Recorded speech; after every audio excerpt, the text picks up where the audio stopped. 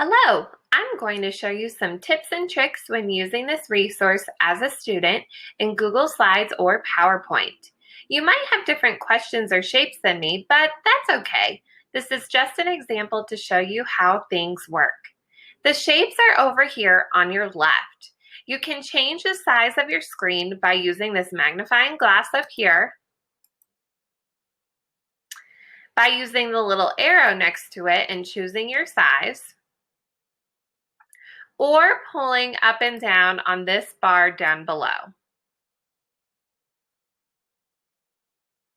You can always hit refresh on the page to get back to the original size if you really mess up. To move the shapes over onto your workspace, click and drag if you are using a computer mouse, or tap and drag if you are using a tablet. There are a lot of them in this stack, so you probably will have some left over after you solve a problem. You can turn shapes by clicking on the shape you want to turn and use this floating dot above, which I like to call the doorknob because doorknobs turn things. The other little dots are stretchy dots. They make shapes bigger and smaller.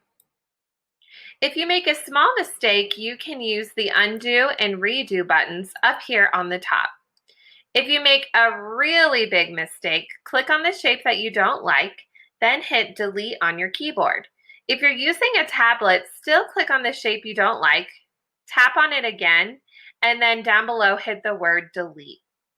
To type in your answer, click inside of this box and hit delete or backspace on your keyboard. Then type what you want to say.